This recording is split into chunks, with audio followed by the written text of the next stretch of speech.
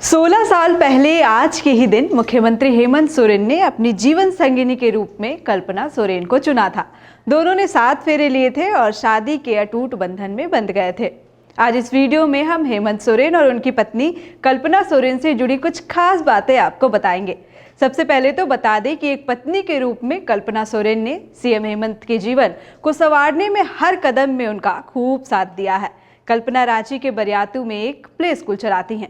इनके 2 बेटे हैं। साल 2013 में कल्पना खूब सुर्खियों में आई थी जब हेमंत सोरेन पहली बार सीएम बने थे और शपथ समारोह में कल्पना ताबड़तोड़ अपने कैमरे में उनकी फोटो क्लिक कर रही थी। 2019 में भी सीएम बनने के बाद जब हेमंत सोरेन दिल्ली में बड़े नेताओं से मिलने पहुंचे थे तो साथ में उनकी पत्नी कल्पना भी थी। हेमंत सोरेन के जीवन में जब भी कोई ऐसा अहम क्षण आता है तब कल्पना उनके साथ होती हैं। इस बार एनिवर्सरी मनाने के लिए अपनी पत्नी कल्पना सोरेन और बच्चों के साथ सीएम असम रवाना हो गए हैं। बता दें कि कल हेमंत सोरेन छत्तीसगढ़ में थे। वहां से लौटने के बाद सोरेन परिवार रांची एयरपोर्ट से डायरेक्ट असम के लिए रवाना हो गए हैं। कल्पना सोरेन का परिवार ओडिशा के मयूरभंज में रहता है। इन दोनों की शादी साल 2006 में हुई थी।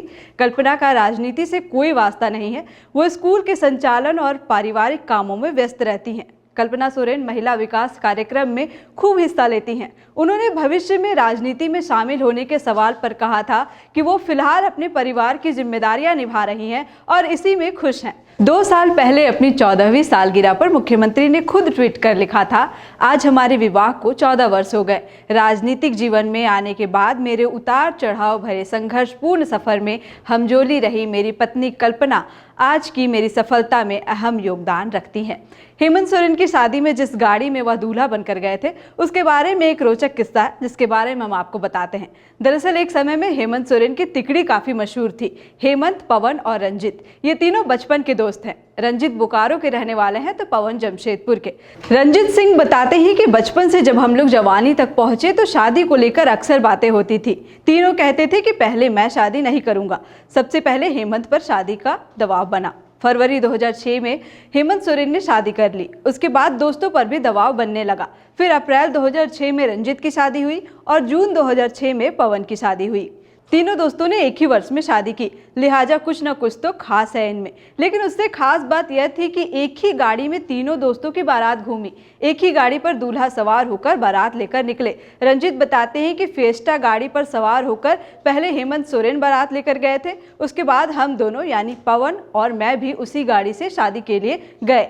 खैर, बात हेमंत सोरेन की करें तो जो उनसे एक बार मिलता है वह उनका मुरीद हो जाता है। शर्मीला अंदाज और बात करने की व्यवहारिक शैली से हेमंत सोरेन हर किसी का दिल जीत जाते हैं। पहली मुलाकात में हेमंत किसी के यार हो जाते हैं तो किसी के बड़े भैया।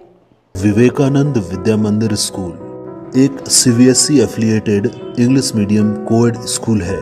हम शिक्षा के साथ संस्कार देते हैं। The follow-up.in. Like, share, and